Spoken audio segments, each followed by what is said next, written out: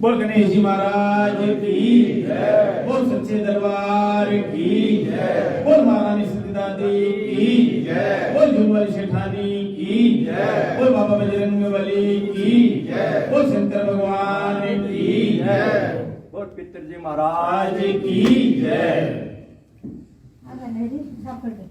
दादी जी का आज के कार्यक्रम की शुरुआत करने के पहले दादी जी के आगे दीप प्रज्वलन करेंगे। मेरा आग्रह है कि आप लोग आए दीप प्रज्वलन। आओ रामचंद्र जी, आओ आगे आओ, आओ हरे कृष्ण जी, आओ आत्माराम जी, आओ भाई जी, आओ राजू भैया, लो मोर्चे, अजय जी, तरुण भाई साहब, युवा तो आप ही हैं, बाकी तो हम लोग बुढ़े हो गए। आइए आइए आइए।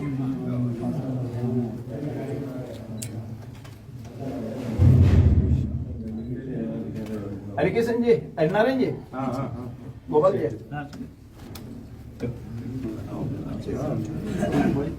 ठीक है।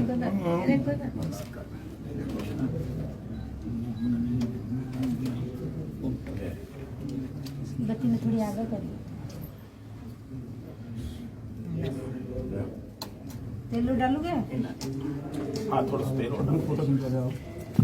ऊपर हो गया। जरा सो इन्हें टांगने की व्यवस्था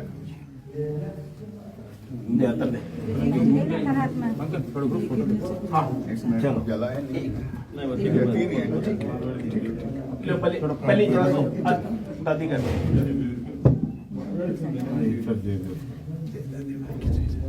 नीचे नीचे देखो। आओ भाई साहब, आइए सर। रामचंद्र जी,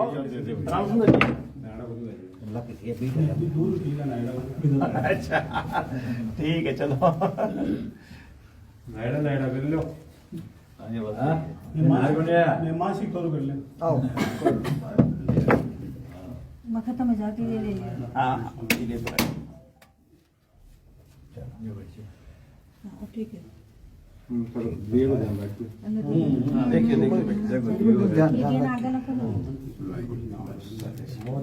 बिना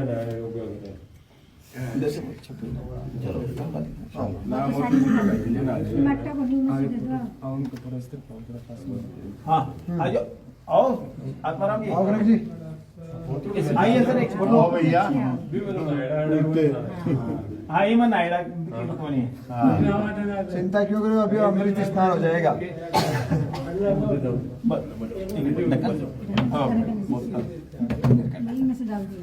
ठीक है चढ़ाएगा नहीं।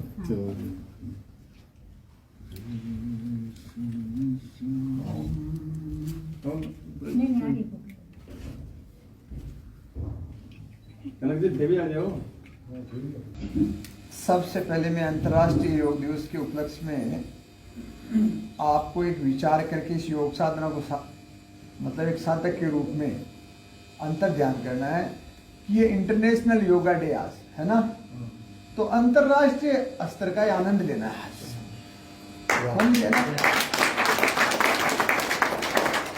आज लोकसभा राष्ट्रीय वाला काम नहीं, आज तो इंटरनेशनल चलने दो काम है नहीं। आप भूख लग जाओ तो व्यवस्था आज योग साधना में वो शक्ति है, छाछ के सगे जो है और व्यवस्था फल की कि भूख को हम भक्ति में बदल देंगे तो भूख बढ़ जाएगी, शक्ति आएगी। योग साधना से बड़ा है क्या ऐसे लगा हो एकदम आसन और करते हैं शुभारंभ आनंद का है? कमर गर्दन एकदम सीधी और गहरे लंबे श्वासों के साथ दीर्घ ओम का उच्चारण उद्गीत प्राणायाम आनंद के साथ में शुभारंभ करते हुए प्रभु को प्रार्थना करते हैं।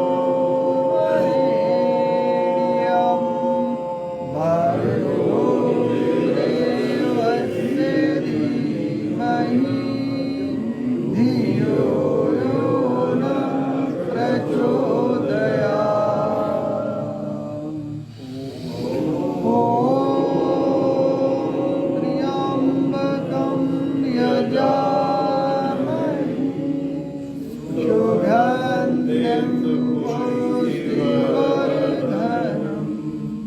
उर्वारुकमिव बन्धना मृत्युमोक्षममृता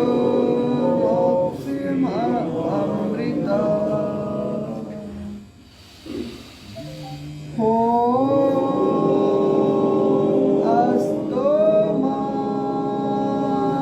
सद्गमय तमसो मा ज्योतिर्गमय मृत्योर्मा अमृतं गमय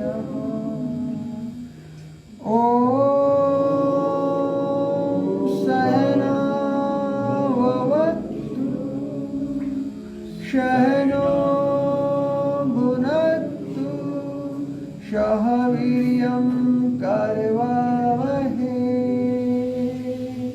तेजस्विनावधीमा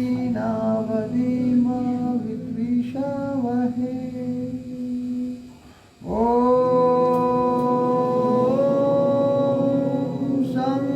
संगच्छध्वं संवध्ध्वं शम्भो मनांसि जानता देवभागं यथा पूर्वे सञ्जनाना उपासते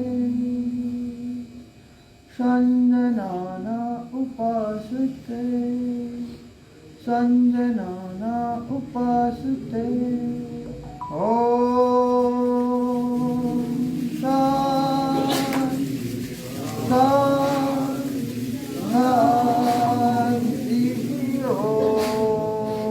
श्री परमात्मने नमः।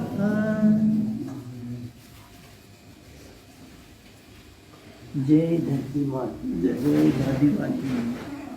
जय हो अपने माता पिता की ओर, आप सब की ओर, सारे देवी माँ दादी की श्री चरणों में वंदन प्रणाम करते हुए आशीर्वाद लेते हुए योग साधना को आगे बढ़ाते हैं। दीर्घ श्वसन क्रिया के साथ भस्त्रिका प्राणायाम। गहरा लंबा श्वास भरो।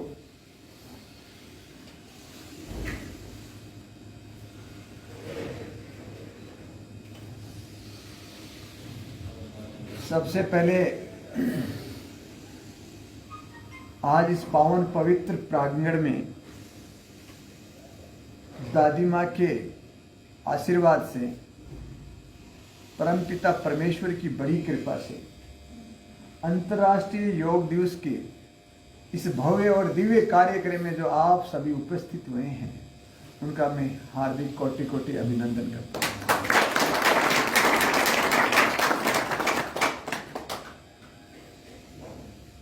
देवी और सज्जनों,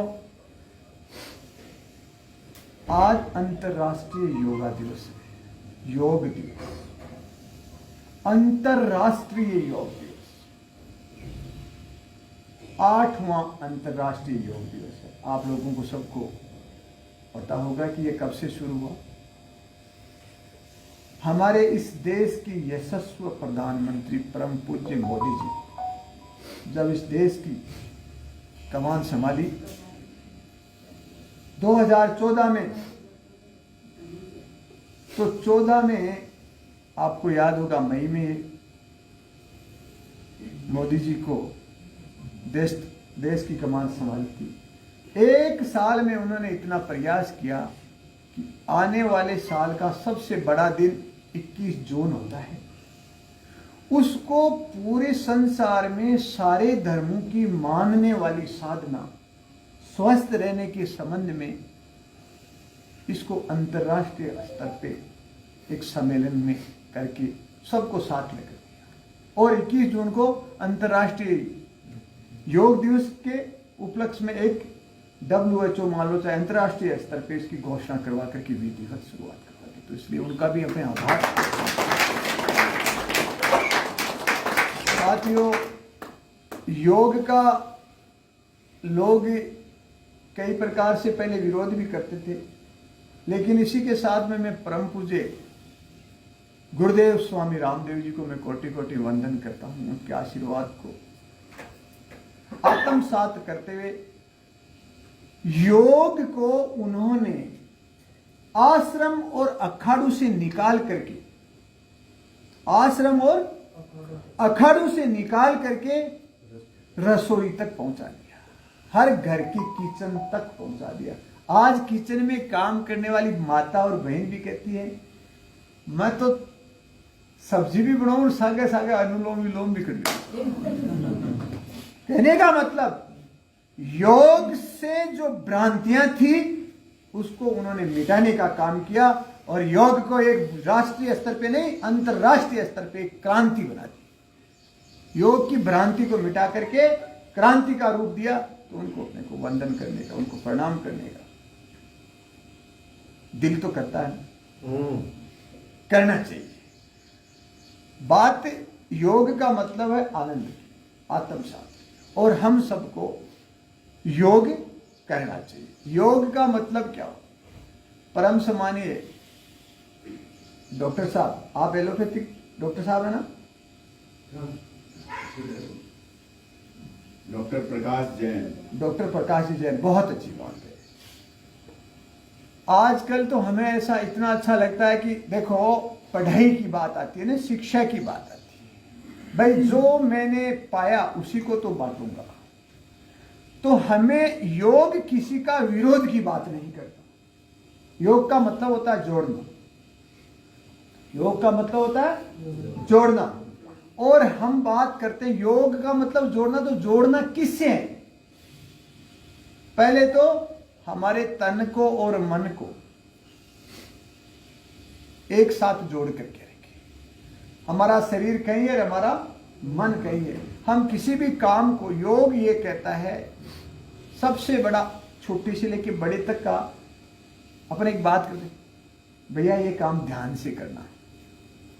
ध्यान से करने का मतलब योग, सबसे बड़ा ध्यान योग है। ध्यान योग का मतलब स्वयं पे ध्यान दो, स्वाध्याय करो, स्वयं को पढ़ो, स्वयं को समझो, फिर उसके बाद में आगे बढ़ो।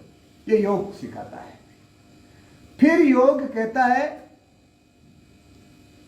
योग का मूल सिद्धांत ये कहता है कि हम हमेशा योग प्राकृतिक चिकित्सा, योग प्राकृतिक चिकित्सा का मतलब है कि योग का मतलब प्रकृति से मनुष्य को हमेशा जुड़ करके रहना चाहिए। प्रकृति से विकृति का मतलब रोग, और प्रकृति से स्वीकृति का मतलब स्वीकार करने का मतलब योग और निरोग। प्रकृति का योग होना निरोग हो गया, और वियोग होना, वियोग का मतलब उसे हटना। तो साथियों हमेशा हमें प्रकृति से जुड़ करके रहना चाहिए। हमारी प्राकृतिक चिकित्सा पंच महाभूत पे काम करती है। पंच, तो उसमें आप धीरे धीरे प्राणायाम करते हैं, लंबे श्वास भरना और लंबे श्वास छोड़ना है। दीर्घ श्वसन क्रिया दीर्घ आयु का महामूल मंत्र है। शरीर के साथ कितना ही बड़ा बलिष्ठ शरीर क्यों ना हो, यदि उससे प्राणों को हटा दिया जाए तो क्या बचता है? बचता है क्या कुछ? उसके बाद में एक शब्द आता है कि राम नाम सत्य है, मुर्दा बड़ा मस्त है, लेकिन क्या करें प्राण नहीं है।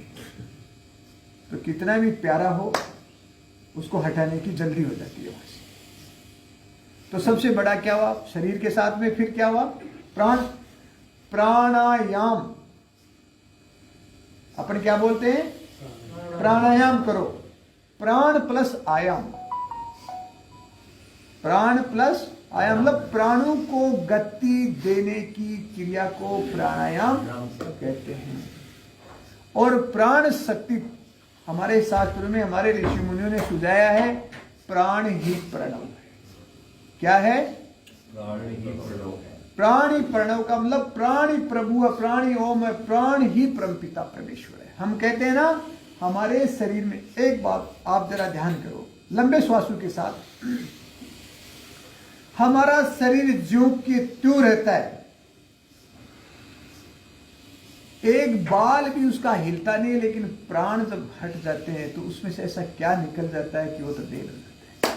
वही आंख है, वही नाक है, वही हाथ है, वही शरीर है। एक सेकंड पहले वही था वो जो धरती को तौलने की बात कर रहा था, और एक सेकंड के अंदर लेट गया। अब उसका बाल ही हिलाने की हिम्मत नहीं रही उसमें।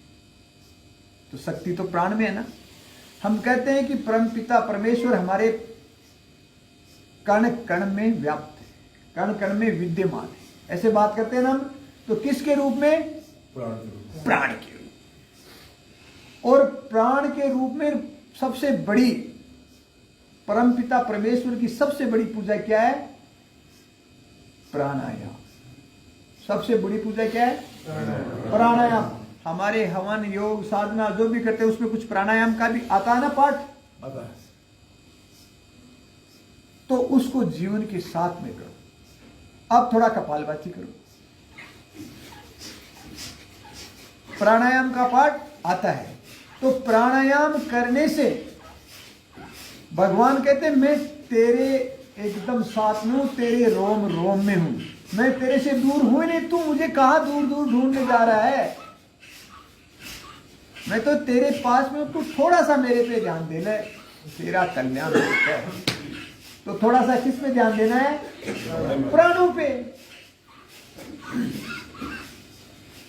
शरीर में किसी भी प्रकार की कोई भी बीमारी आती है ना, तो सबसे पहले डेफिशिएंसी होती है, सबसे पहले कमी होती है, उसको बोलते प्राणों की कमी, प्राण शक्ति की कमी, मतलब आपकी इम्यूनिटी की कमी, ऑक्सीजन लेवल की कमी। एंटीऑक्सीडेंट्स की बात आती है ना, तो ऑक्सीजन से सारा कुछ ठीक हो जाता है। तो आप यदि प्राणायाम भी नियमित कर लेते हैं, प्राणायाम की 3 अवस्थाएं, 3 स्थिति में। पहला प्राणायाम श्वास को भरना, पूरक प्राणायाम। 5 दिन में आप लोगों को बारीक से बारीकी की, हर चीज की बारीकी समझाने की मैंने प्रयास किया है। यदि इसको आप पूरा न होकर के कुछ % भी डेली काम करोगे तो आप पूर्ण निरोगी होगे, ये मुझे विश्वास है। मैं मेरा अनुभव की बात कर रहा हूं। पूरक प्राणायाम, पूरा श्वास भरो, ऐसे भरा। आज विशेष प्राणायाम का अपना सेशन है। अरे कोई योग कहते ना, मैं तो ये आसन नहीं कर सकता, मैं तो वो आसन नहीं कर सकता, मैं तो शरीर को मोड़ नहीं सकता, मैं तो उठा नहीं सकता, मैं तो बैठ नहीं सकता, मैं तो लेट नहीं सकता, ऐसी बातें होती है। श्वास तो सब ले सकते हो ना? नहीं ले सकते? चौधरी साहब कह रहे लेना ही पड़ेगा, मतलब लेना ही होगा। सब ले रहे हो तभी यहां बैठे हो भाई, इसमें तो कोई दिक्कत वाली बात नहीं है ना किसी को, है? इस श्वास के अंदर, इस प्राणायाम में इतनी बड़ी शक्ति है कि आपसे आसन नहीं होता ना तो भी कोई बात नहीं। अब रही बात मेरे से तो बैठा नहीं जाता, अरे तो लेट के ले ले, इसमें कोई ऑब्जेक्शन नहीं है। भ्रांतियों से एकदम बाहर आ जाओ। आप उठ करके, बैठ करके, लेट करके, खड़े रह करके कैसे, कहां, कितना ले सकते हो, उतना ले लो। एक बार तो एक दिन क्या है कि ऐसे ही कोई बात चल रही थी, मैंने कहा प्राणायाम तो कर लो, कर ले क्या? मैं तो उठा 8 बजे, अब कैसे कर लूँ? क्यों? ये 5 बजे उठ करके ये स्वामी जी वाले जो सारे है ना, वो शिष्य बाबा रामदेव जी, वो ऑक्सीजन ताजा तो प्राणायामों के साथ में ले लेते हैं। हमारे तो बच्ची कुछ ही पाते, अरे मैंने कहा ये भी लेते हैं कहने का मतलब आप भी ले लो। ये सब लोग सुबह ताजा प्राणायाम करें। कैसे करें? देखो, मैंने बताया प्राण को ऐसे पूरा श्वास भरो। इससे क्या फायदा होता है? 3 प्राण, प्राणायाम के बारे में बहुत बहुत बड़े विद्वान लोगों ने बहुत कुछ लिखा है। पूरे के पूरे शास्त्र भरे हुए सिर्फ प्राण पे,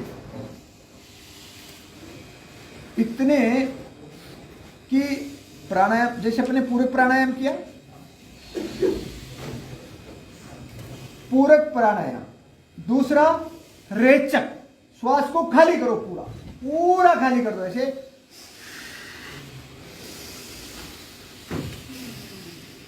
पूरा श्वास खाली कर दो, टॉक्सिन फ्री हो जाएगी बॉडी। डिटॉक्स करने का सबसे बड़ा साधन है जो हमारी रक्त वाहिनियों में, हमारी आर्टरीज में जहां ब्लड घूमता है, हमारी ब्रेन जो है ना बहुत बारीक, जो नसें नाड़ियां हैं, उनके अंदर डेड सेल्स डिपॉजिट हो जाते, जमा हो जाते, चिपक जाते उनके। उन चिपके हुए डेड सेल्स को एलिमिनेट करने के लिए, उनको बाहर निकालने के लिए क्या करें? बाह्य प्राणायाम, जिसको बोलते हैं रेचक। जैसे कपालभाति करते हैं ना, क्या फायदा है इसका? ये शरीर को डिटॉक्स करने में इसकी बहुत बड़ी भूमिका है। बाहर से धो करके टिनापोल लगाने से नहीं, अंदर वाला मामला साफ करो।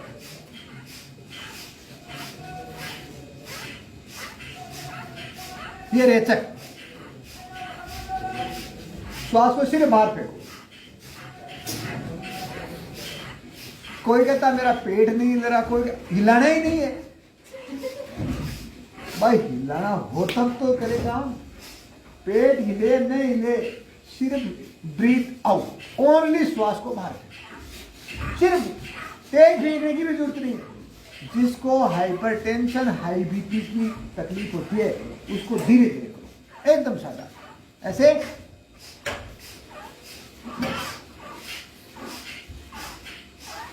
कोई तो कोई जोर लगाया, इतना करने की जरूरत नहीं है। मतलब वो फेविकोल वाले प्रचार करने की जरूरत नहीं है। यहाँ पे आराम से करो, हाई साई की जरूरत नहीं है, एकदम आनंद, आंखें बंद,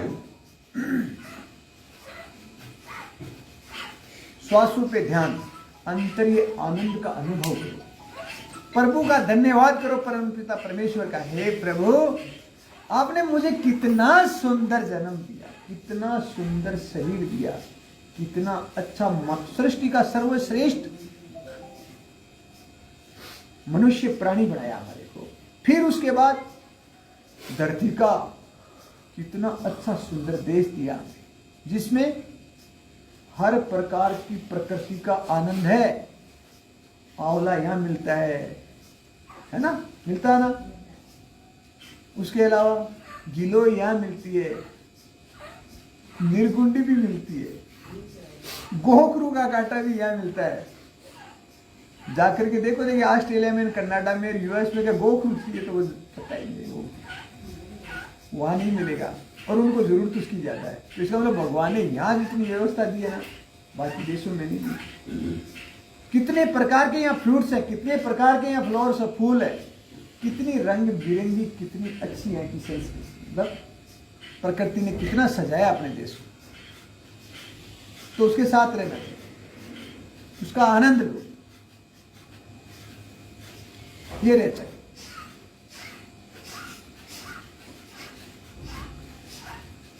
मैं श्वास की प्राणायाम की 3 टाइप की प्रक्रिया, वैसे प्राणायाम को कई प्रकार से कर सकते हैं, लेकिन कर 3 तरीके से है।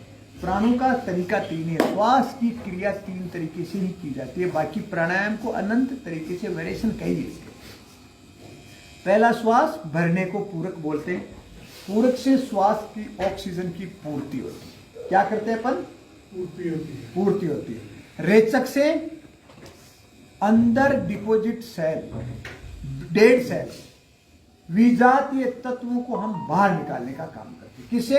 रेचक से, जिससे श्वास बाहर छोड़ा जाता है। तीसरा नंबर में आता है कुंभक।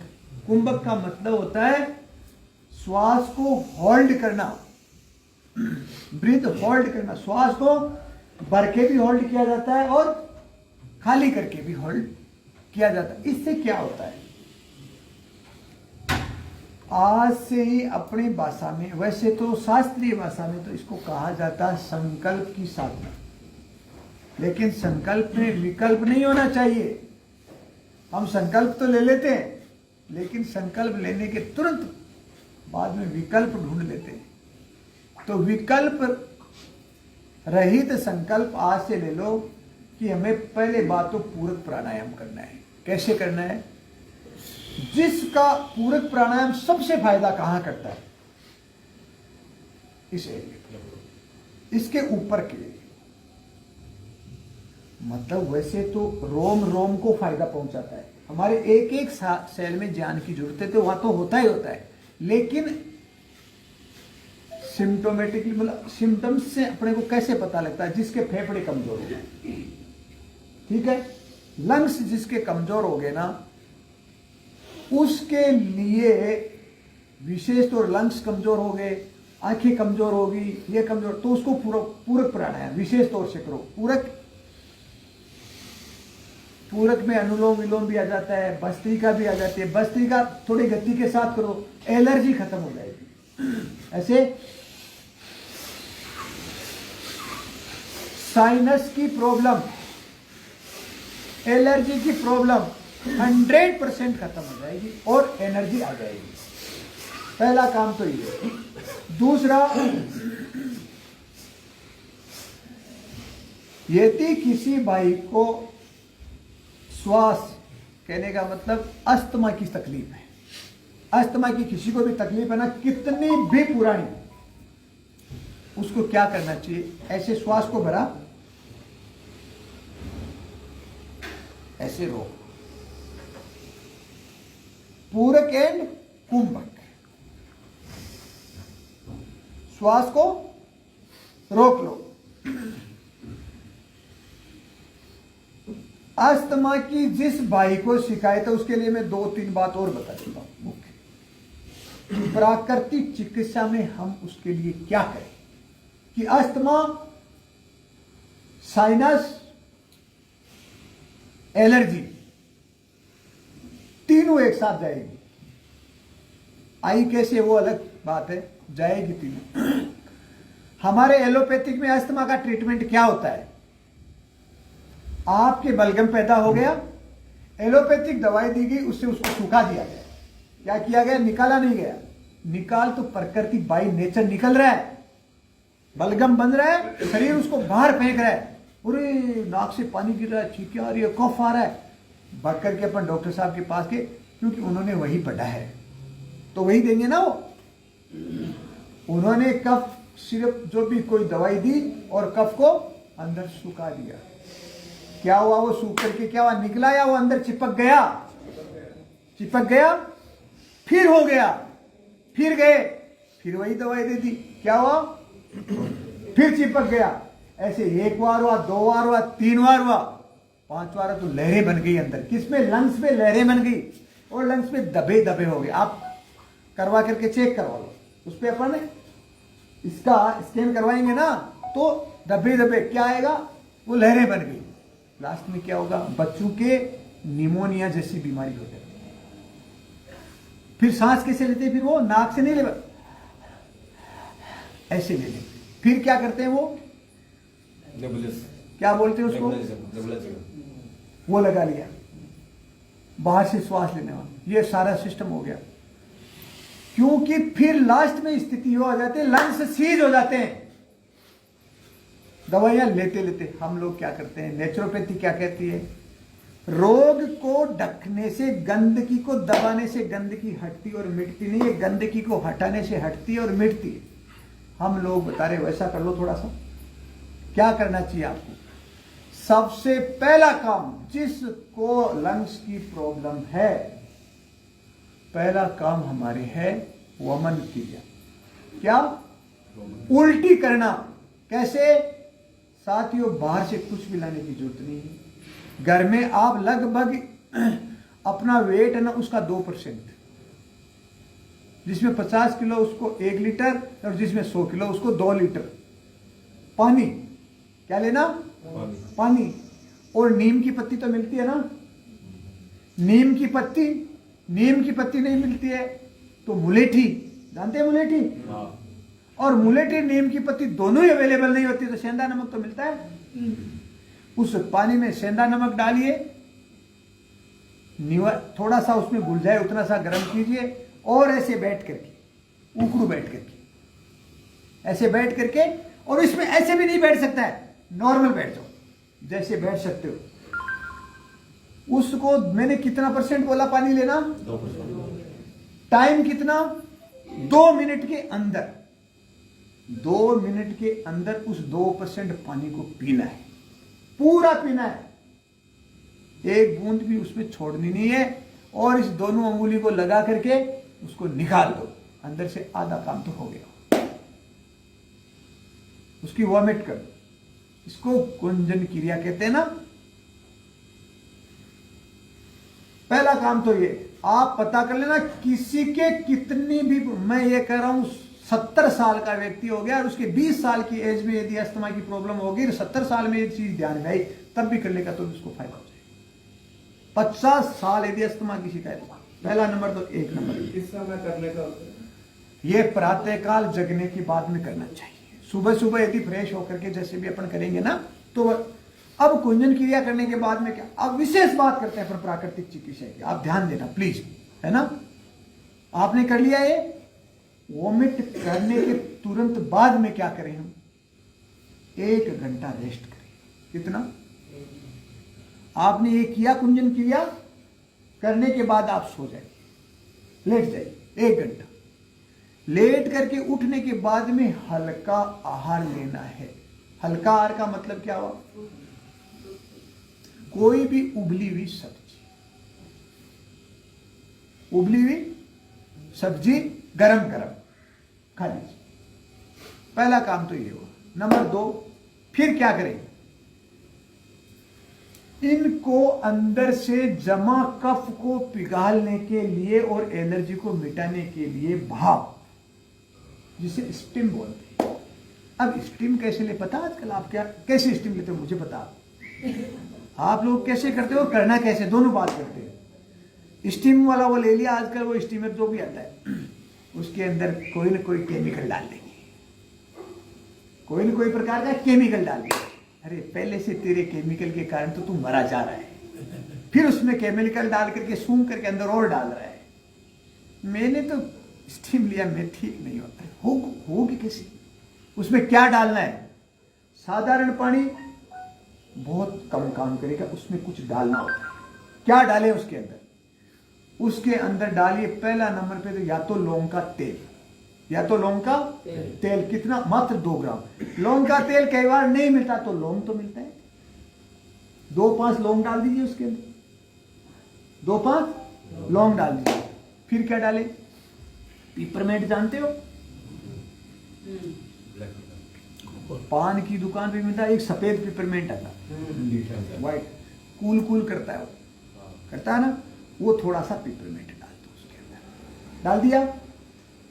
तीसरे नंबर पे थोड़ी अजवाइन डाल दो, बाकी और भी डाल, 3 चीज याद रख लोगे ना ये,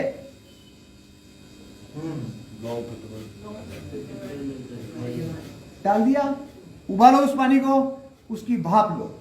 भाप कैसे लेनी, मुंह से लो और उसको रोको, थोड़ी रोको, रोक करके निकाल दो नाक से, नाक से लो, मुंह से निकालो, एक नाक से लो, 2 काम हो गए, हुआ काम। उसके बाद में तीसरा क्या करें, जिस भाई बहन के किसी के भी थोड़ी सी भी एलर्जी है, उस समय पर दूध, मिल्क व मिल्क के संबंधित प्रोडक्ट को कंप्लीट ब्रेक कर, बिल्कुल अवॉइड। हम लोग जुकाम, सर्दी, नजला, खांसी हो जाती है तो उसको दूध पिलाते हैं और कब बढ़ता जाता है, क्योंकि दूध कब जनरेट करता है। समझ रहे आप, ये 2 काम। इसके बाद में एक मैं आपको बताता हूं, उसको एलर्जी को मिटाने के लिए थोड़ा सा काढ़ा, साधारण काढ़ा। काल में एक नाम सुना, काल मेघ। काल मेघ कफ की बीमारी का काल है। इन्फेक्शन एंड इन्फ्लेमेशन जैसी बीमारी हो जाती है ना अंदर, उसमें भी काल मेघ उसको खत्म हो गया। काल मेघ मुलेठी, काल मेघ और मुलेठी, अदरक गिलोय, अदरक और गिलोय, वह काली मिर्च। इन 5 आइटम को आधा लीटर पानी में डाल करके, कितना डालना है, 10-10 ग्राम डाल दिया, 5-5 ग्राम डाल दो, कोई बात नहीं, 5 से लेके 10-10 ग्राम डाल दिया, डाल करके आधा लीटर, यदि 10-10 ग्राम डालते हो तो वो और भी काम आ जाएगा। जैसे मान लो अपने 10-10 ग्राम डाल दिया 1 लीटर पानी के, उस पानी को इतना उबालो कि वो 200 ग्राम बचे। कितना बचे? 200 ग्राम। उसमें नींबू डाल करके 200 ग्राम बचने के बाद उसमें नींबू डाल करके, नींबू निचोड़ना, पहले नहीं निचोड़ना, छान करके उसको नींबू निचोड़ करके उसको पी लो। उसके बाद 100 मिनट तक कुछ नहीं खाना। आपकी पुरानी से पुरानी एलर्जी, इसके साथ में एक चीज और भी डाल सकते हैं, नींबू डाला, उस समय थोड़ी हल्दी भी डाल सकते हैं, आपका काम हो गया। आप पता कर लेना किसी के भी कितनी भी पुरानी से पुरानी बीमारी है। बात किसकी हुई? कफ की, कफ रोग की बात हुई, कफ रोग का निवारण की बात होगी आपकी। उसके लिए और क्या करना? कफ के लिए श्वास को, प्राणायाम में क्या बताया मैंने, श्वास को भरना और रोकना, ठीक है। श्वास को धीरे धीरे भरो, जितना रोक सकते हो उतना रोको, फेफड़ों में ताकत आ जाएगा। यह कफ निवारण, शरीर की सबसे छोटी बीमारी, शरीर की सबसे छोटी बीमारी जो दुनिया में कल परसों तो वर्ल्ड की सबसे मोटी बीमारी बन गई थी। कफ की बीमारी थी कोरोना, वात की बीमारी नहीं थी, न पित्त की थी। कफ ने पूरे देश को नहीं, दुनिया को हिला करके दिलों में घुसा दिया, ठीक है। अब अपना आगे चलो, ये प्राणायाम करते रहो। देखो इसके बाद पूरक प्राणायाम करो। कपालभाति के बाद में क्या करना अपने को? पूरक प्राणायाम। कैसे करें पूरक प्राणायाम? पूरक प्राणायाम से क्या क्या फायदे? देखो, अपन सीधे बैठे आराम से, राइट को बंद करो, इस मुद्रा में राइट को बंद करते हैं ऐसे, लेफ्ट से long and deep breath, soundless, आवाज अपने को भी पता नहीं लगनी। जैसे आंखें बंद, श्वासों पे ध्यान, इतना लंबा श्वास भरिए कि ऑटो कट हो जाए। ऑटो का मतलब श्वास भरना अपने आप रुक जाए, वहां रोक दो। श्वास को पूरा भरा, वहां रोक दो। कितनी देर? जितनी देर सरलता से आप रोक सकते हैं, चाहे 2 सेकंड, 5 सेकंड, 10 सेकंड, ये नहीं कि आप प्रयास करो, ओके। फिर उसी से वापिस छोड़िए। लेफ्ट से भरा, अपन ऐसे अभी सांस कैसे ले रहे? इधर से ले रहे, इधर से थोड़ी निकाल रहे। अभी तो अपन ऐसे ही ले रहे हैं ना, तो वैसे ही लेना है। राइट को बंद करो, लेफ्ट से भरो और लेफ्ट से खाली करो। कितनी बार करें? इस क्रिया से माइग्रेन जैसी बीमारी पे आप पूर्ण विजय पा सकते हो, स्ट्रेस को मिटा सकते हो, हाइपरटेंशन, बीपी जैसी प्रॉब्लम को आप मिटा सकते हो, आंखों की रोशनी आप इससे बढ़ा सकते हो। पूरक प्राणायाम की मैं क्रियाएं बताते जा रहा हूं। पहला नंबर पे ऐसे करो। कितनी बार करें? रिक्वायरमेंट डोज दो, 1 बार, 2 बार, 5 बार, ऐसे करते करते करते करते इसको 100 तक पहुंचाओ। लाभ पूरा तब मिलेगा। फिर राइट को, लेफ्ट से जब हो जाता है, लेफ्ट को बंद कर लो। सुबह सुबह पानी इतना सा कर लो, रात को भिगोना है आपको। हाइपरटेंशन की जिसको तकलीफ होती है, ब्लड सर्कुलेशन के अंदर प्रॉब्लम होती है, तेज पत्ता आता है ना अपना, तेज पत्ता, ये तेज पत्ता सिर्फ सब्जी में, इन भोजन के अंदर उसको जलाने के लिए, पकाने के लिए, खुशबू के लिए, उसके लिए नहीं होता है। अर्जुन का पेड़ आनंददायी पेड़ होता है। आपको अर्जुन जैसा बना देता है, योद्धा। ऋषि मुनि ने नाम उसका अर्जुन का पेड़ ऐसे थोड़ी रखा है, दुर्जन का पेड़ भी रख देते वो उसका। भाई अर्जुन ही क्यों रखा है? तो नाम रखा इसलिए कि काम भी ऐसा है उसका। अर्जुन के पेड़ के पत्ते को अपन तेज पत्ता बोलते हैं ना, वैसे ही अर्जुन की छाल, पता आपको अर्जुन की छाल क्या करती है? रात को अर्जुन की छाल आधा लीटर पानी के अंदर 10 ग्राम डाल दो और उसको उबाल करके उसको आधा कर दो, 250 ml कर दो। कितना करना? 250 ml करके उसको ढक को रख दो। उस समय कुछ नहीं करना। प्रातः काल जगते ही उस साधारण रूम टेम्परेचर के उस अर्जुन की छाल के पानी में एक नींबू निचोड़ करके उसको पी लो, ब्लड प्रेशर की प्रॉब्लम खत्म। बीपी की प्रॉब्लम होती है नॉर्मल, तो टेबलेट खाते हैं ना जगते ही और सोते ही, ये काम कर लो, जरूरत ही नहीं पड़ेगी। उसके अलावा उसके साइड बेनिफिट भी बहुत है, इतना सा कर लो।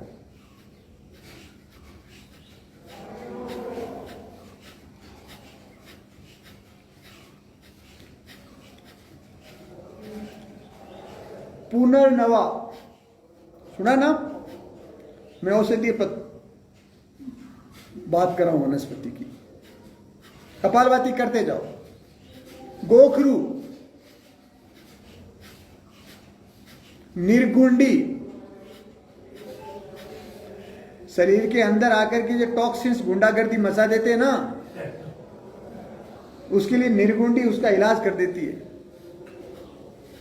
मैं ये नहीं खा सकता, मैं वो नहीं पी सकता, मैं ये नहीं कर सकता, मेरे उससे एलर्जी होगी, मेरे को उससे एलर्जी होगी। डॉक्टर ने 50 टेस्ट किए, उसमें खाने पीने वाली अच्छी चीजें, जो फल नहीं खाना उससे एलर्जी हो जाएगी, ये सब्जी नहीं खाना, ये तुझे वो नहीं खाना, ये तुझे वो नहीं खाना, तुझे जूस नहीं पीना, वो पत्ता नहीं खाना है। अरे खाने वाली चीजें बंद, न खाने वाले चल।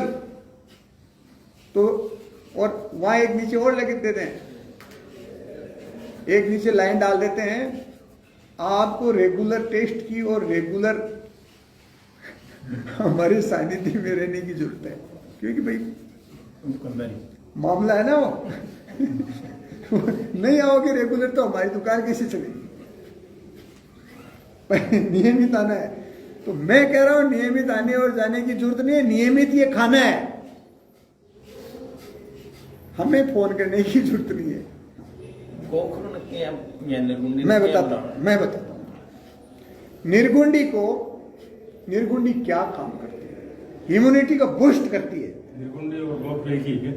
गोखरू अलग चीज है। निर्गुंडी एक ऐसा पौधा है, उसकी पत्तियां ही बहुत है। पत्ती निर्गुंडी की जड़ मिल जाए अच्छी बात है, निर्गुंडी का यदि कवात मिल जाए, पत्ता मिल जाए, तो डेली उसको उबाल करके निर्गुंडी को 10 ग्राम, 1 टीस्पून आधा लीटर पानी के अंदर डाल दो। आधा में नहीं डाल दो तो 250 में डाल दो। डाल करके उसको उबाल करके आधा कर लो, सुबह पी लो। रोज नजला, जुकाम, काशी, एलर्जी, ये वो पाचन क्रिया की प्रॉब्लम सबसे मुक्ति दिला देगा। एक पत्ता जीवन के पत्ते बदल देगा, लेकिन काम में लेने से। गोखरू का काटा, कपालभाति करते जाओ, प्राणायाम करेंगे बढ़िया से। शरीर का को तोड़ना, मरोड़ना, उल्टा और सीधा करना ये योग नहीं, ये तो सर्कस वाले भी करते हैं। देखा ना सर्कस वाले हैं, उल्टा सीधा कितना करते हैं, लेकिन उनको कोई योगी बोलता है क्या? वो उल्टा सीधा करके भी रोगी रहते हैं, लेकिन योगी रोगी नहीं रहता।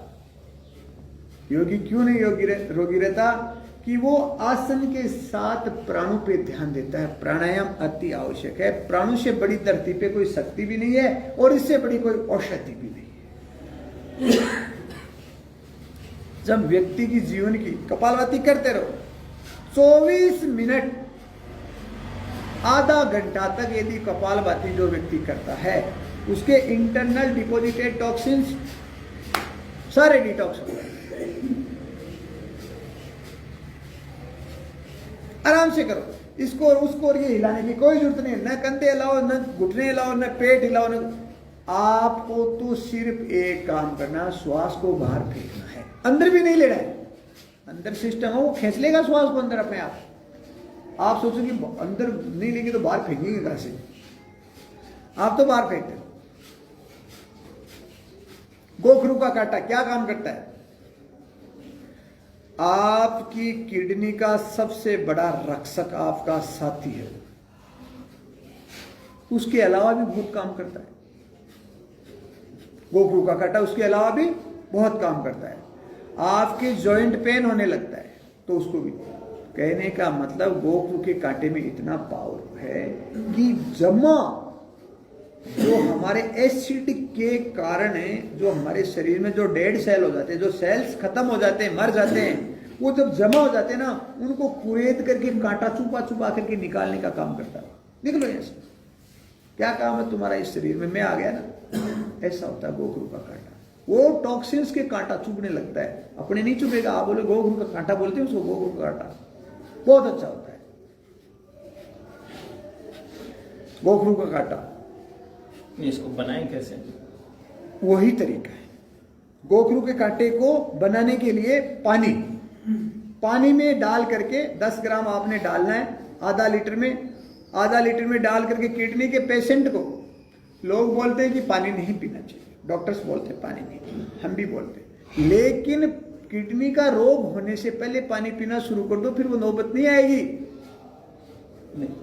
कांटा लगेगा कांटे उसको थोड़ा सा कूट लो, कूट करके पानी में डाल दो, आधा लीटर है। कांटा से कांटा ही होता है वो, ऐसा होता है, इतना सा उस चने जितना सा होता है, बीज होता है वो, उसके चारों तरफ 3-4 कांटे लगे होते हैं। समझे, किसी के 2 होते, किसी 3 होते, 4 भी होते हैं। उसको कूटा, पानी में डाला, उबाला और पी जाओ। बांकड़ी, हमारे राजस्थान में तो ऊँटों का भोजन होता है वो, ऊँट बांकड़ी का क्या खाए, गोखरू बांकड़ी है ना, बांकड़ी टाइप का ही होता है वो, थोड़ा सा अलग है। हाँ, वैसे उस टाइप का होता है, लेकिन मान लो आप उसको, अपने कहाँ बांकड़ी है। ठंडो करके या गरम पी ले? उसको आप गर्म भी पी सकते हो, ठंडा भी पी सकते हो। बोतल भी आती है ना, हैं? ये गोखरू के कांटे की बोतल। मेरी बात सुनो, 1 मिनट। हाँ, देखो सम्मानीय इन्होंने क्या कहा, शंकर जी ने बात कही है, मैंने ये कहा गोखरू के कांटे की बात की, ओके। मैं प्रिजर्वेटिव फ्री बात करता हूं। हमारे घर में हमने वो कोई चीज बनाई, वो आज बना करके रखी, शाम तक खा लेते हैं, कल खा लेते हैं, लेकिन 4 दिन बाद में थोड़ी खा लेते हो, नहीं खा सकते ना। तो बोतल के अंदर पे खाना आ रहा है, उस पर लिखी हुई है 2 साल की वैलिडिटी है, ओके। तो इसके अंदर वो वैलिडिटी वो कैसे रुका हुआ है अंदर, क्यों खराब नहीं हो रहा है? उसको प्रिजर्वेट कर दिया, उसके अंदर एक केमिकल तो डाल दिया ना। तो मैं तो केमिकल फ्री की बात करता हूं। मैं पैकिंग फूड फैक्ट्री से बना हुआ खाना आपको नहीं खाना। मैं भी यदि पैकिंग फूड आपको दे रहा हूं ना, तो इसका मतलब ये 2 होता है कि भाई आप नहीं ले पाते तो फिर हमें तो देना, दुनिया तो दे तो रही है ना। अब कोई गुरु जी के बारे में कहते हैं, स्वामी जी के बारे में कहते हैं, ये क्यों बेच रहे हैं? वो इसलिए बेच रहे हैं कि आप लोगों को तो लेना तो है, तो उन्होंने सोचा सबको लेना तो है, देना तो है ही, तो अपने देना शुरू कर दो, क्या दिक्कत है? तो वो भी शामिल हो गए। लेकिन हम तो देखो राजीव भाई जी के फॉलोवर हैं, दीक्षित जी का नाम सुनो, फॉलो करने वाले आदमी। हम ये कहते हैं कि धरती पे जो चीज पैदा होती है, हमारे ऋषि मुनियों ने यही कहा कि उसको उसके हिसाब से खाओ, आप स्वस्थ रहो। तो जैसा है वैसा अपने को मिल रहा, उसको उबाल करके या कच्चे को जैसे भी ऐसे खाओ, उसमें कुछ भी मिला करके, ये केमिकल मत मिलाओ, वैसे ही खा लो, वो बिल्कुल ठीक करेगा। ज्यादा लेने से हैं? डेली ले सकते हैं क्या? बिल्कुल ले सकते हैं, गर्म नहीं करेगा ना ना। निर्गुंडी बताया मैंने आपको, गोखरू का, और भी एक नाम लिया था मैंने, याद है क्या? कहीं भी मिल जाए जंगल में। है क्या याद? मैंने अभी एक बात और बताई थी, वेरी गुड, पुनर्नवा। राजेश्वरी नगर में ही बहुत है, रोड का किनारा। हाँ पुनर्नवा। हाँ हाँ बिल्कुल सही कह रहे हैं। ज्ञानों को नहीं अरे वो बात यही कि सस्ती चीज पे कौन ध्यान देता, पैकिंग करके उस पे अच्छा सा लेबल लगा करके ऐड देंगे तो दुनिया मैंने उसके भी कौन पीछे मालूम तो वॉकिंग जा रहा था, एक आदमी जो है ना वो खाट रहा था बिना ऐड देंगे तो उसके नहीं पीछे दौड़ेंगे। दिया। सुनिए एक मिनट, बातें नहीं करेंगे पर थोड़ी देर के लिए। पुनर्नवा, देखो ऋषि ने कितना सुंदर नाम निकाला उस पेड़ का, उस पौधे का। पुनः नया कर देता है जीवन को।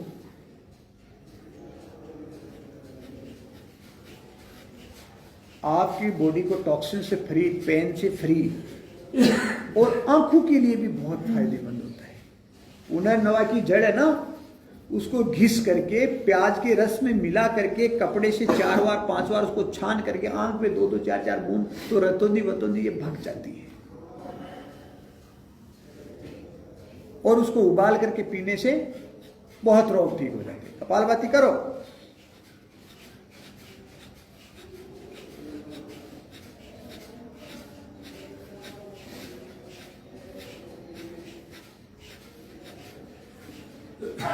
मैं मेरे अनुभव की बात आपको शेयर कर रहा हूं। ऐसे भाई बहन जिन्होंने हमें फॉलो किया, हमारी बात को थोड़ी स्वीकार करके शुरू कर दिया, उनका तो जीवन ही बदल गया।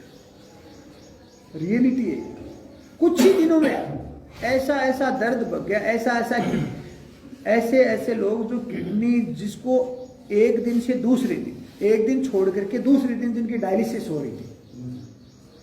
SMS जैसे नेफ्रोलॉजिस्ट, सीनियर नेफ्रोलॉजिस्ट के सानिध्य में जो उनका ट्रीटमेंट चल रहा था, मेरे सामने लाइव अभी मैं आपको वो तो बात कर रहा हूं। आज हमारे साथ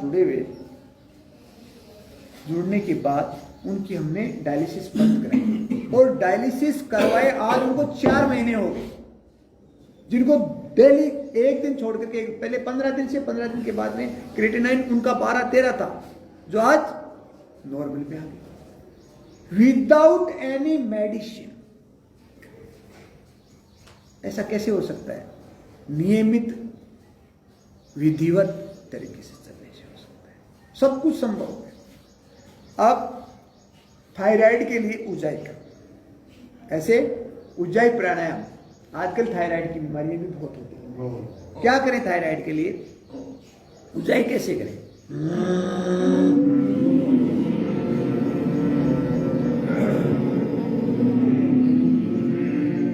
ना, गलत है, गलत है। ये किसने किया? करो, करेक्ट।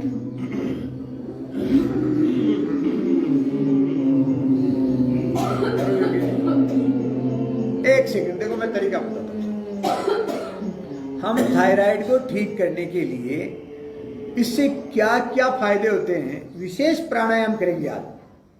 थायराइड के संबंधित हुआ टॉन्सिल, जब बच्चों को भी हो जाती है, फूल जाता है कईयों का, तो गला, ये टॉन्सिल गला को काटने के लिए इधर काट कूट करके उसे, हमारे शरीर के अंग, इसका मतलब भगवान पागल है क्या? हमारे शरीर में ऐसे अंग बनाने, उनको हम हटा दें, हैं? हटाने के नहीं। इसके लिए पर क्या करें? देखो हिचकी कैसे आती है अपने को, सब भी अपने आप हिचकी ले होते।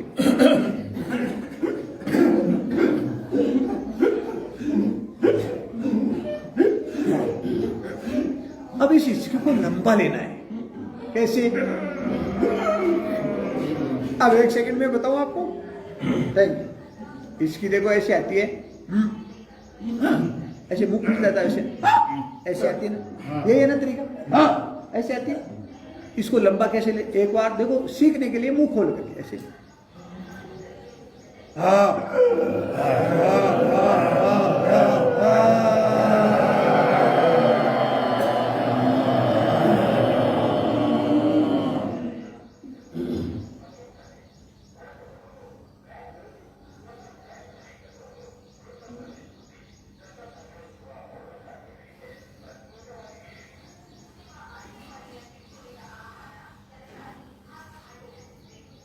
मैंने हिचकी को लंबा खींचा, मुंह खोल करके, ई की ध्वनि के साथ मैंने अंदर श्वास खींचा कि इससे मुंह से गया।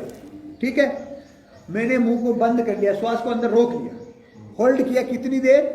जितनी देर मेरे को समय लगा उसको हिचकी लेने में। ठीक है, उतना से अपन कोशिश करते हैं उसको डबल टाइम रोक करके इस थोड़ी को यहाँ पे टच करके रोक, इससे अंदर क्रिया होगी। हमारी फूड पाइप, हमारी ब्रीदिंग, मतलब हम श्वास ले रहे हैं वो नली, वह भोजन की नली कहीं की सिकुड़ जाती है, कहीं की अकड़ जाती है, कहीं के भोजन नली में, कहीं की श्वास नली में इन्फेक्शंस हो जाते हैं, फूड पाइप में हो जाता है ना, कहीं के थायराइड काम करना, कहीं जैसे कहीं के हाइपो हो जाते हैं, कहीं के हाइपर हो जाती है, जो भी हो जाता है वो सब इससे ठीक हो जाता है। कहीं के ये गला चिपक जाता है, सारा खुल जाता है। कैसे इसको फिर सही, इसका तरीका क्या, राइट मेथड, एकदम परफेक्ट मेथड क्या है, मुंह को बंद करते हैं। जैसे अभी मैंने क्या कहा, मुंह को खोल करके ऐसे किया ना, तो इसको मुंह को बंद करके भी अपन कर सकते हैं। कैसे करें? अब देखिए आप गड़बड़ कहां कर रहे हैं, आप कर तो रहे हैं लेकिन आप कैसे करें, ये कर रहे हैं आप, मतलब आप श्वास को बाहर फेंक रहे हैं, श्वास को अंदर लेना, ऐसे ऐसे श्वास आया ना, तो नाक से आएगा श्वास, लेकिन यहां से लो श्वास,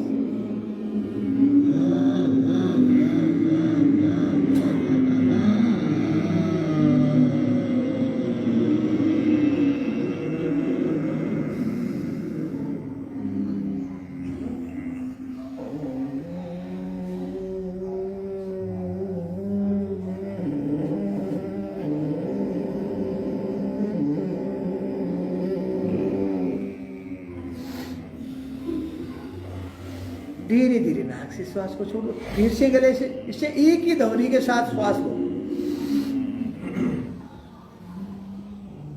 देखो ये हमारा मुख्य द्वार है ना, हमारे शरीर के भगवान की कृपा से मुख्य 9 द्वार होते हैं। ये श्रीमुख द्वार हम लोग मुख्य रूप से मल और मूत्र जो द्वार होता है उसको हम हमारे हिसाब से उसको गंदा मानते हैं ना। वास्तविकता तो ये है कि वो तो बेचारे गंदगी को बाहर निकालते हैं, वो गंदे नहीं, वो तो गंदगी को हटाते हैं। और उनको तो मात्र जब गंदगी को अपन हटाते हैं तभी जाकर के ढंग से साफ करते हैं। लगभग अक्सर तो मूत्र द्वार को तो मूत्र विसर्जन करने के बाद में लगभग लोग तो साफ करते ही नहीं है, ऐसी भी बीमारी है, परंतु उनको भी साफ करना चाहिए। लेकिन मेरा निवेदन यह है कि इससे इंटेक किया जाए, इससे लेते हैं अपन। रियल में तो सारी तकलीफें यहां से ही उत्पन्न होती है।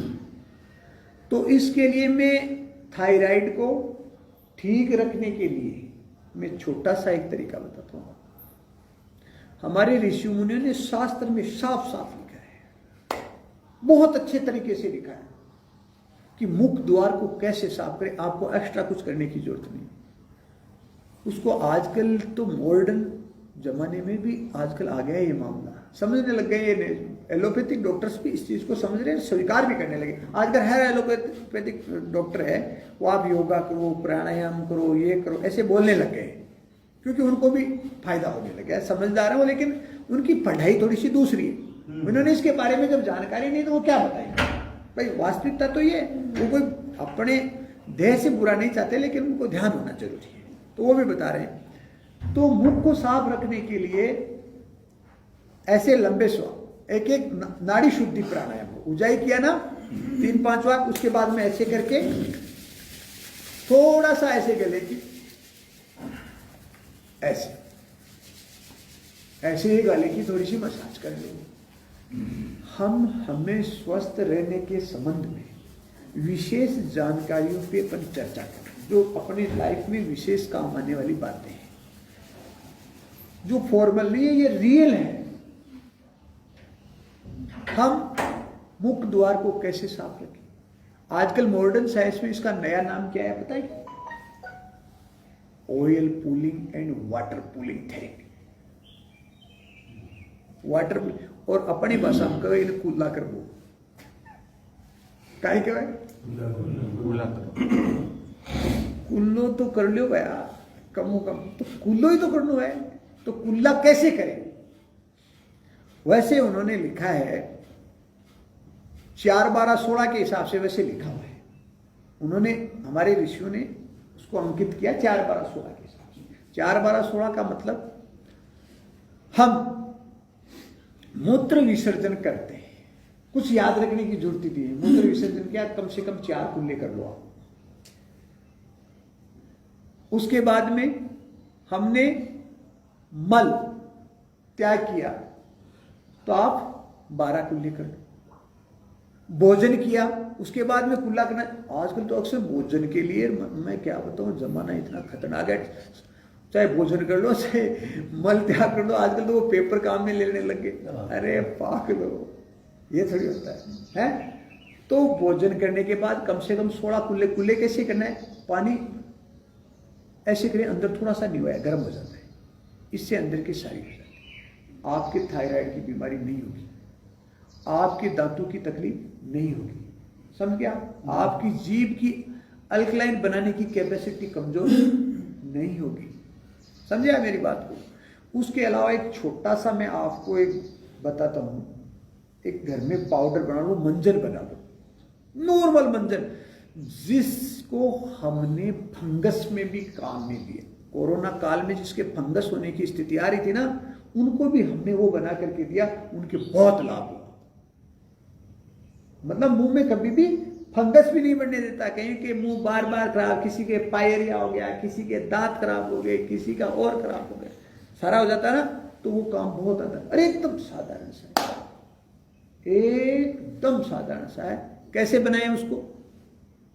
फिटकरी की भस्म, क्या फिटकरी की भस्म 1%। 1% का मतलब हो गया, जैसे मान लो अपने को बनाना है फिटकरी की भस्म, अपन ने ले ली 10 ग्राम, ठीक है, 10 ग्राम ले ली। मान लो 1 से शुरू कर देते, फिटकरी की भस्म हमने ले ली 1 ग्राम, ओके।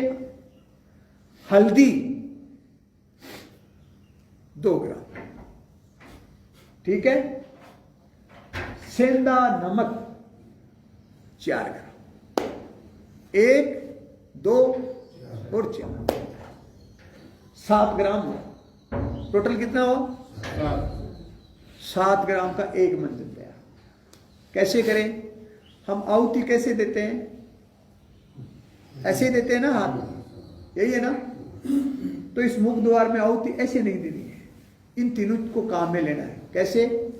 इससे मध्यमा से हमारा दातुन हो जाएगा, ओके, हो गया दातुन। इन दोनों के लगा करके हमारी जीभ आगे तालू तक ठीक हो जाएगी, तालू तक हमारी जीभ पूरी साफ हो जाएगी, ओके। इसके लगाओ। एक बात बताओ ईमानदारी से, इस मामले में माताओं को ज्यादा नॉलेज होता है। हमारे घर पे जब चूल्हा होता है ना, चूल्हा के ऊपर चिमनी होती है ना, तो चूल्हा की जब धुने जाती है तो वो कहां जाके चिपकती है? तो हमारे यहां भी एक चिमनी है, कहने का मतलब इधर से श्वास आता भी और जाता भी है, तालू होता है ना। क्या ऐसे ऊपर से कभी साफ करते हो? नहीं। इसलिए रोग होते हैं, इसलिए साइनस की समस्या होती है। साइनस के लिए यहां आकर के जहर जमा हो जाता है, टॉक्सिन्स जमा हो जाते हैं, और अपन कोशिश करते रहते, नजला, जुकाम, छींके, कहीं तो 100 छींके एक साथ। अपने पूर्वज तो है ना, छींक को अशुभ माना है। शुभ मानते हैं क्या छींक को? और कहीं जाते थे ना और छींक दियो, डट पाए। थोड़ी बाद में यात्रा शुरू करनी है, एक बार अशुभ। और अब तो छींक का मामला है, तो इसके वो लगा करके ऊपर से साफ करो, तालू को साफ करो डेली। आपके थायराइड, आपके टॉन्सिल, आपका गला खराब होना, ये सारे ठीक हो जाएंगे। धातु की तकलीफ भी ठीक हो जाएगी। धातु में ना, लेसवा का नाम सुना है? लेसवा है, लेसवा का पेड़ होता है, हमारे गांव की बात बता रहा हूं। लेसवा में इतनी ताकत होती है कि लेसवा को खाने से, और लेसवा के पत्ते या लेसवा के मान लो फलों को भी उबाल करके यदि कुल्ला किया जाए तो मुख्य रोग सारे खत्म। दांतों की जड़ें, कहीं के मसूड़े कट जाते हैं, मुंह से खून आता है, ऐसे लगते कोई, करने से फायदा होता है। एक एक वनस्पति में इतना आनंद है। थोड़ा नाड़ी शुद्धि प्राणायाम,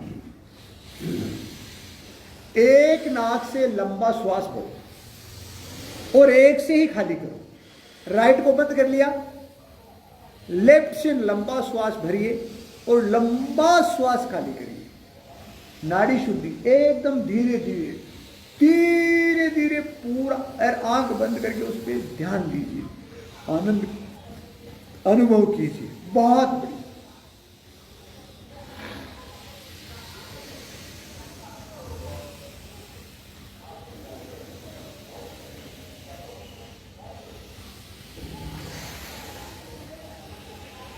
गहरे लंबे श्वास पहले बाएं से भरें फिर दाएं से भरें। ये ज्यादा नहीं तो कम से कम 15-15, 20-20 बार करो। लगभग 100 बार करने से माइग्रेन की तकलीफ खत्म हो जाती है। माइग्रेन की तकलीफ खत्म करो।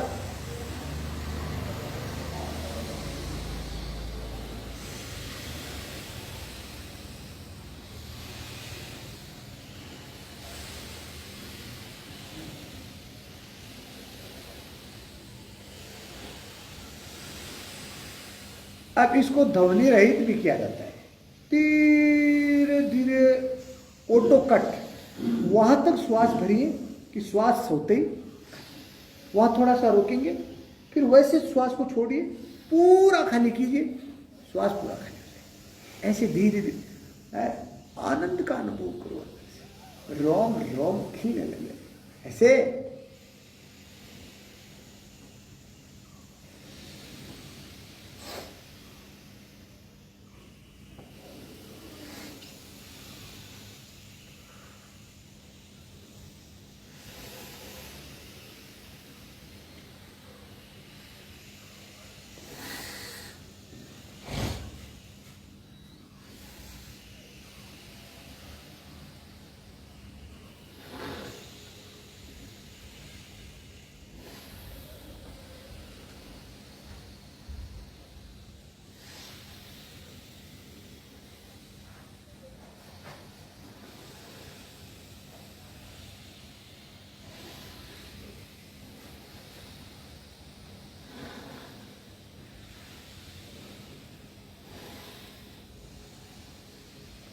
फिर बाएं को बंद करके दाएं से करें,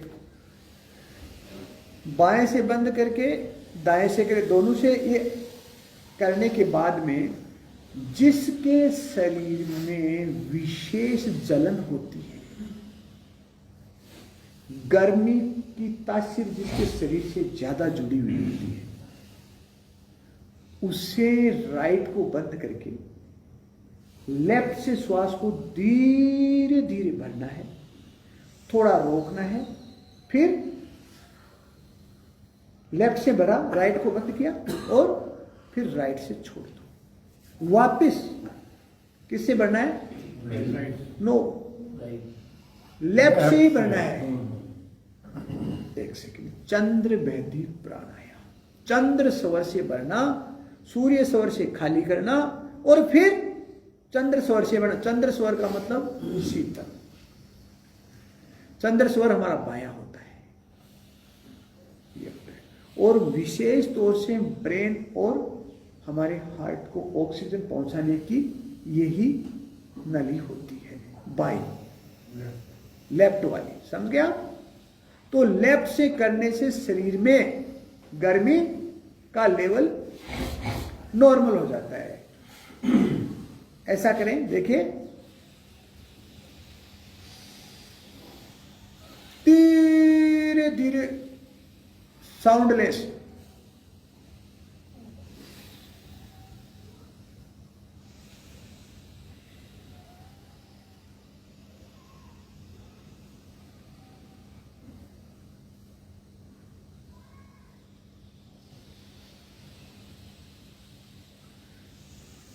धीरे धीरे खाली करें। पूरा खाली करने के बाद इसको बंद कर लें, लेफ्ट से वापस शुरू कर दें। हाइपरटेंशन, आंखों की तकलीफें सब ठीक हो जाती। बहुत लाभकारी, अनंत लाभकारी। जिसके शरीर में शीतलता है, जिसको ठंड ज्यादा लगती है ना, वो प्राणायाम करे सूर्य बेदी। सूर्य बेदी का मतलब ये हमारा दायां स्वर, इसे सूर्य स्वर बोलते हैं। इसको कैसे करना? राइट से श्वास को भरो, लेफ्ट को हमने ऐसे बंद कर लिया,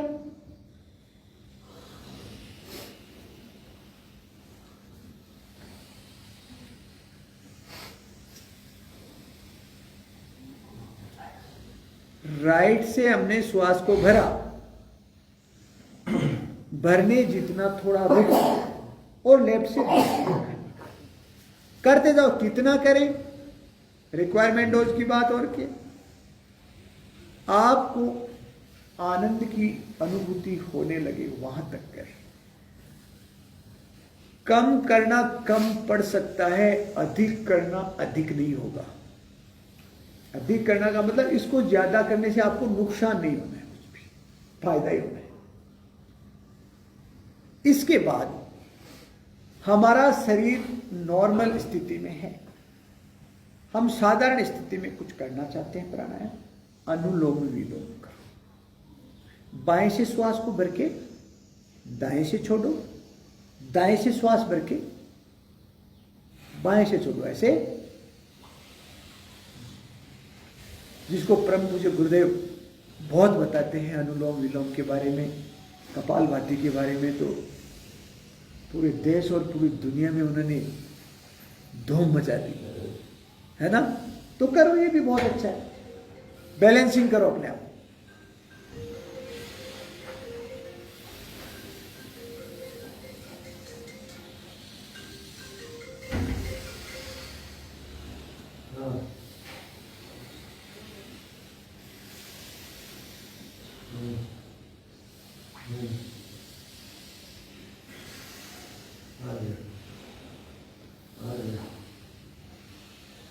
थोड़ा पाँव को खोल लीजिए। मैं उसी में लग के थोड़ा बहुत खोल सकते हैं। आसन भी करेंगे, टाइम है ना आपके पास, कल की पूर्ति आज करेंगे।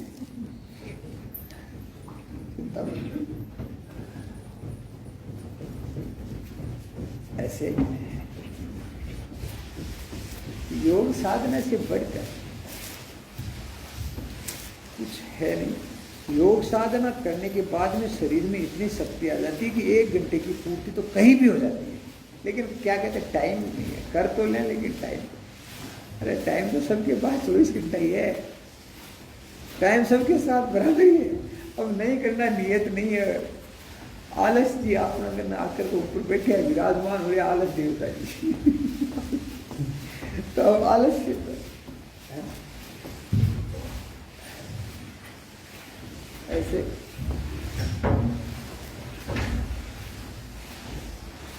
मैं कुछ बता रहा हूं, ये समझ करके करने की आवश्यकता है। बहुत लाभ होगा। ऐसे ऐसे स्थित मर्कट आसन की क्रिया कमर के लिए बड़ी अच्छी क्रिया है। ये तो आज के कई प्लेयर्स भी करते हुए देखा होगा आपने, ग्राउंड में तुरंत कमर को ठीक कर लेते हैं। उनको भी पता ये करना चाहिए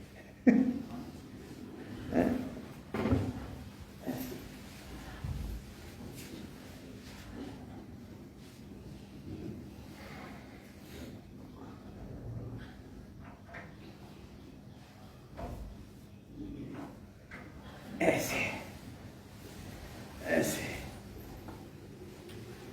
घुटनों के गर्दन विपरीत रहेगी। घुटने बाएं हैं तो गर्दन दाएं है। तब इसको ट्विस्ट करना है, बैक को ऐसे ऐसे थोड़ा निचोड़ना है। डायबिटीज आजकल बड़ी भयंकर रूप से अपने पैर फैला रही है? क्या करें उसके लिए? देखो, डायबिटीज के लिए आसन की जब बात आती है तो आसन की बात आती है तो अपन ऐसे इसमें बैठते हैं ना। वैसे तो अपन योग मुद्रासन में बैठ करके भी करते हैं, पद्मासन लगा करके भी करते हैं, ठीक है ना। पद्मासन लगा करके योग मुद्रासन करते हैं, वो भी डायबिटीज के लिए बहुत लाभकारी है, लेकिन इस आसन में भी बैठ करके किया जाता है। इसको बोलते हैं मंडूक आसन। फ्रॉग पॉज, मंडरू का मतलब मेंढक। मेंढक फुदक फुदक करके कैसे चलता है? मेंढक ऐसे थोड़ी चलता है, ऐसे चलता है। तो हमारे में ये आसन करने से ऐसे फुदक फुदक करके चलने, बच्चे नहीं चलते क्या फुदक फुदक करके ऐसे? चलो, ताकत होता है उनके अंदर, तब चलते हैं, घसीटते नहीं है वो। तो ऐसे लेफ्ट हमारा ये पैंक्रियाज होता है, तो यहां से जो इसमें नहीं बैठ सकता है साधारण बैठ जाइए, ऐसे इस पे हाथ लगाइए और नाभि के नीचे श्वास को खाली कर दो, ऐसे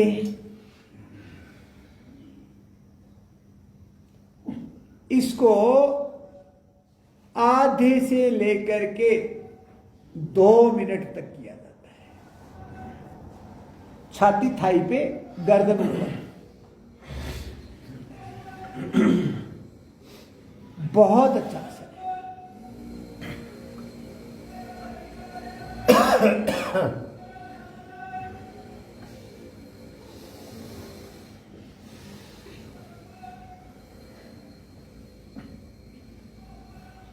अब श्वास छोड़ करके हम इस स्थिति में आए हैं, इतनी देर हम श्वास को छोड़े हुए नहीं रह सकते, तो धीरे धीरे श्वसन क्रिया कर सकते हैं।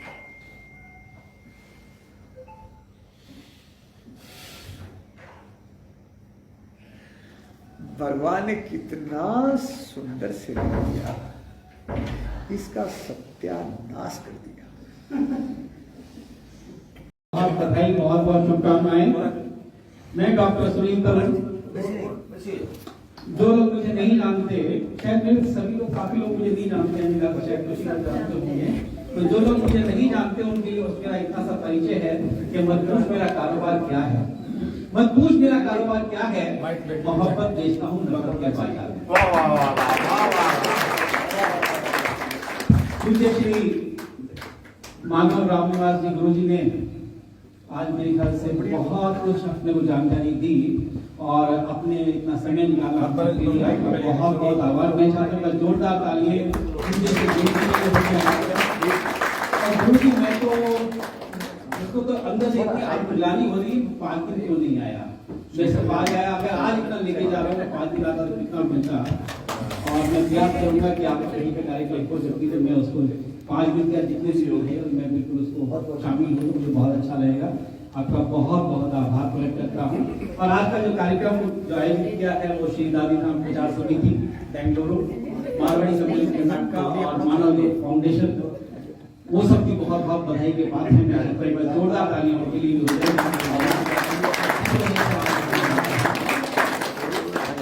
गुरु जी, आप कह रहे थे कि आनंद में रहो, लेकिन आज के जो आदमी है वो सब टेंशन में रहते हैं। अच्छा, आदमी छोड़ो, महिलाएं तो टेंशन में रहती है। हालांकि किसी के पिताजी में हिम्मत नहीं कि महिलाओं को टेंशन दे सके। करेक्ट। दुनिया जानती है कि महिलाएं कोई टेंशन लेती नहीं। सभी अनुभवी लोग हैं। मैं आपके अनुभव को प्रणाम करता हूँ। मैं कर्मशील घटनाओं से सहानुभूति जता सकता हूँ क्योंकि मैं खुद शादीशुदा हूँ। तो महिलाओं की सिर्फ एक ही टेंशन है गुरु जी, और वो अपनी टेंशन है, महिलाओं की टेंशन है उनकी उम्र के बढ़ते हुए साल। महिलाओं की एक ही टेंशन है कि उनकी उम्र के बढ़ते हुए साल। और तालियां तो इस बात को बजाएगा दोस्तों कि महिलाओं की सबसे बड़ी टेंशन है, तनाव में नहीं, बाद में होता था। तो महिलाओं की सबसे बड़ी टेंशन है उनकी उम्र के बढ़ते हुए साल, और हम पुरुषों की सबसे बड़ी टेंशन है सर के झड़ते हुए बाल। सर के कुछ बाल बेवफा क्या हो गए, सर के कुछ बाल बेवफा क्या हो गए, हम क्या हुआ करते थे और क्या हो गए। सारी उम्मीदें ताश के पत्तों की तरह ढहने लगी हैं। और क्या बताए साहब, अब तो हमसे 5 साल बड़ी महिलाएं भी हुए कहने लगी। तो आप बिल्कुल आनंद में रखिएगा, योग कीजिएगा। और गुरु जी ने बहुत सारे योग सिखाए हैं। एक योग मैं भी आपको सिखा के जाता हूँ। जब भी पत्नी कुछ कहे तो सिर्फ ऊपर से नीचे ऐसे ही मुंडी हिलाएगा। अगर आपने गलती से ऐसे हिला दी तो फिर दुनिया का कोई भी योग आपके काम नहीं आएगा। आइए, मैं चाहता हूँ कि मंच को पहले हम जो हमारे सबको उठा दें। आइए, उस पर आइए।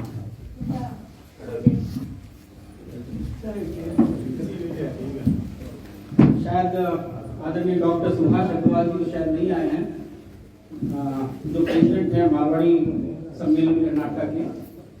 मैं चाहता हूं कि आदरणीय भाई साहब श्री शिव कुमार टेकरीवाल जी कृपया आए, जो कि प्रेसिडेंट है श्री दादीराम प्रचार समिति के, और मंच पर आसन ग्रहण करें। आप प्रांतीय महासचिव भी हैं मारवाड़ी सम्मेलन कर्नाटक के। मैं आपसे निवेदन करूंगा आप भी मंच पे आए, और मैं चाहता हूँ साथ में गुरु जी को आप लेके जाएं, क्योंकि गुरु जी को लेके जाएं, क्योंकि आप मंच पे आसन ग्रहण करें। आज जो भी हुआ है सब आपके ही है, प्रताप से आज हुआ है, आज यहाँ पर है। आदरणीय संजय जी चौधरी जो सेक्रेटरी है श्री दादीधाम प्रचार समिति के, मैं उनसे निवेदन करूंगा कि वो भी कृपया मंच पे आ जाएं। आदरणीय संजय जी चौधरी आइए, आपके लिए आ जाइए। आदरणीय प्रभात जी किशनपुरिया, आदरणीय प्रभात जी किशनपुरिया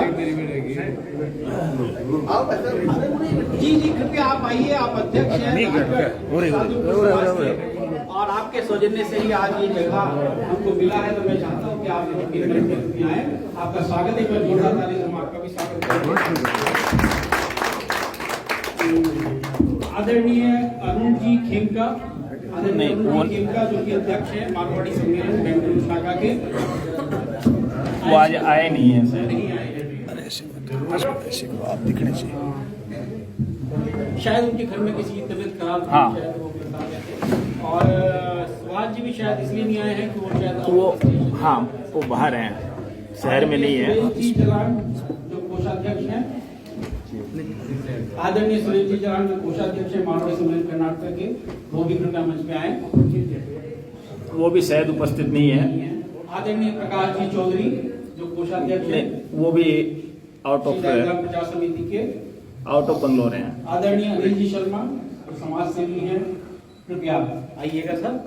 आदरणीय अनिल जी शर्मा, आदरणीय राजकुमार जी बड़बड़िया जी, आदरणीय राजकुमार जी बड़बड़िया जी जो भी वो भी समाज वो भी सेवी उपस्थित हैं। नहीं है। आदरणीय विनोद जी गोपाल गोयल, आदरणीय विनोद जी गोयल नहीं, वो भी समाज उपस्थित सेवी नहीं है। हैं। आदरणीय रमेश जी भाववाला जी, आदरणीय रमेश जी भाववाला जी कृपया आए। आप उपाध्यक्ष हैं मारवाड़ी सम्मेलन के, कृपया आए मंच पे। आदरणीय सुरेश जी शर्मा गौड़ ब्राह्मण समाज के पूर्व अध्यक्ष हैं, आए क्या सर? जी कृपया आए, कृपया आए, सब आप भी आए। आगे पीछे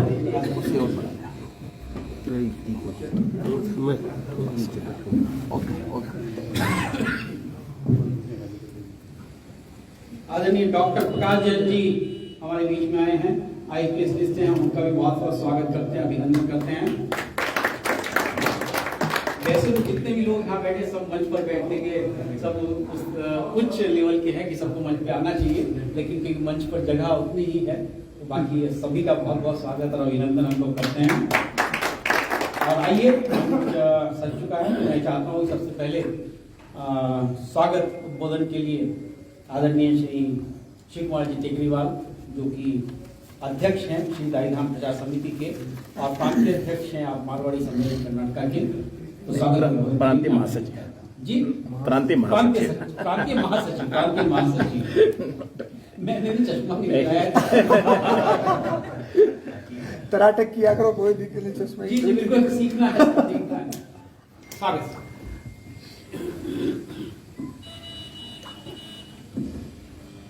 संदेश उपस्थित बंधुगण, आप सभी को अंतर्राष्ट्रीय योगा दिवस के शुभ अवसर पर यौगिक जय दादी की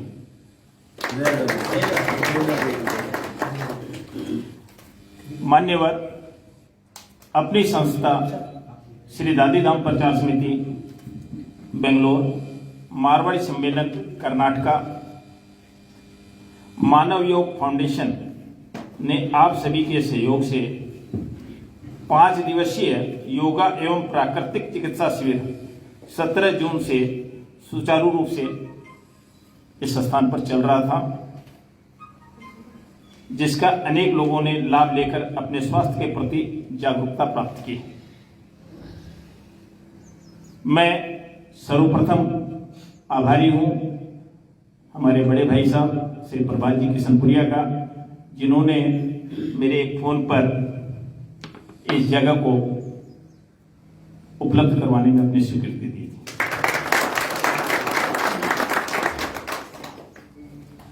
मैं आभारी हूं मानव योग फाउंडेशन के संस्थापक, योग एवं प्राकृतिक चिकित्सा के शिक्षक, योग गुरु श्रद्धेय श्री रामनिवास जी मानव का।